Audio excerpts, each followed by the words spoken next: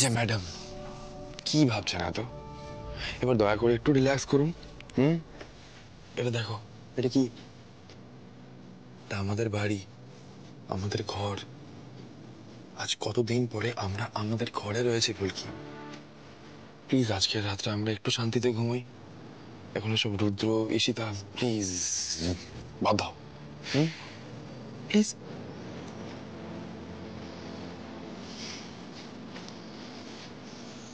আপনার খুব কষ্ট হয়েছে তাই না স্যার? আমি জানি। আপনি তো আগে কখনো মোট বননি, কখনো ভাবে থাকেন উনি। আমার তো ওইসবের অভ্যেস আছে।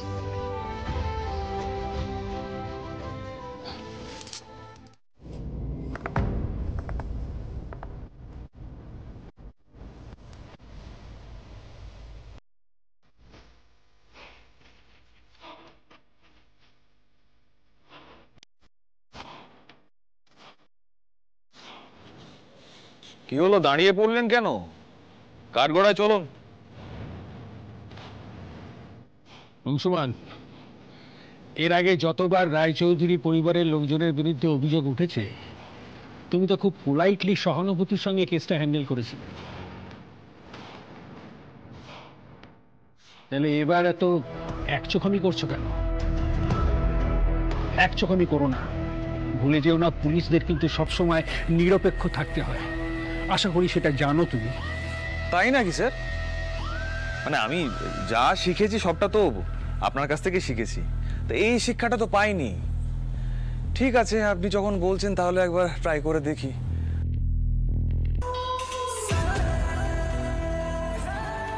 রুদ্রবাবু, স্যার চলুন, কাঠগড়ায় চলুন।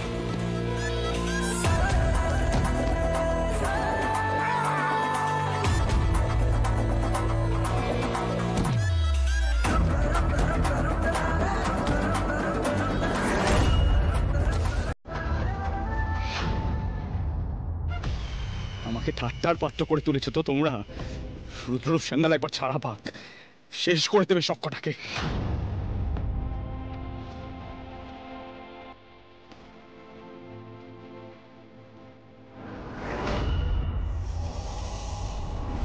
রুদ্রবাবু, মাথাটা ঠান্ডা করুন।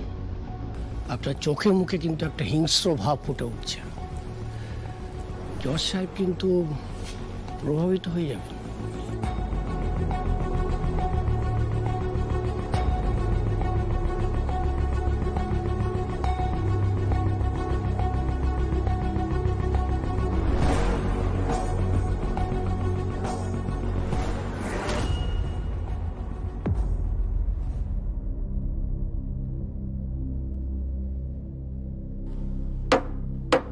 রুদ্ররূপ সান্যাল বনাম লাবণ্য সান্যালের জামিন মামলার শুনানি শুরু হোক।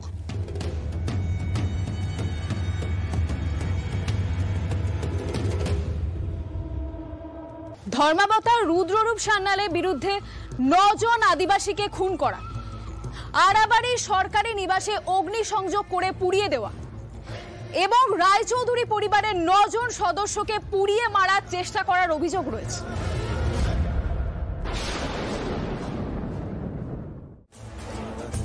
কারণ এই রুদ্ররূপ সান্যাল জামিনে ছাড় পাওয়ার পর চেষ্টা করবে তার বিরুদ্ধে যে সমস্ত প্রমাণ আছে সেই সব কিছু লোপাট করা।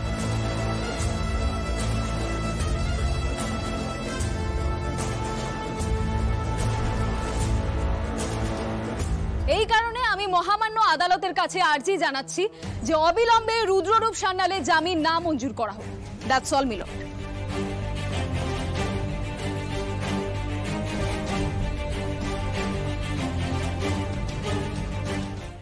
ডিফেন্স কিছু বলবেন?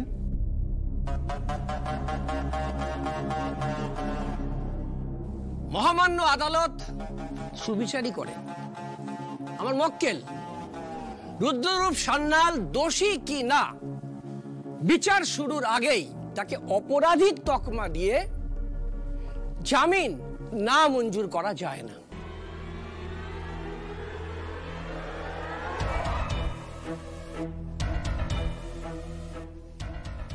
আমি নিশ্চিত আজকের শুনানি শেষে মহামান্য আদালতের কাছে স্পষ্ট হয়ে যাবে আমার মক্কেল রুদ্ররূপ সান্যাল আদৌ অপরাধ করার মানুষ কিনা।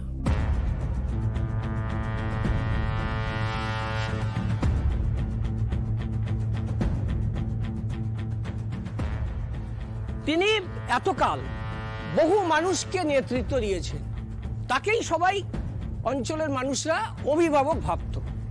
তিনি নবাবগঞ্জ এবং আশপাশের অঞ্চলে বহু সমাজ কল্যাণমূলক কাজ করেছেন।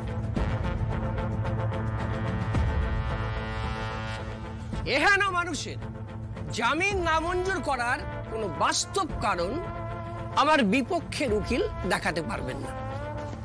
ধর্মাবতার রুদ্ররূপ সান্যাল বহুদিন ধরে রায়চৌধুরী পরিবারের সদস্যদের ক্ষতি করার চেষ্টা করেছেন এবং নানা উপায়ে তাদের ক্ষতি করেছেন।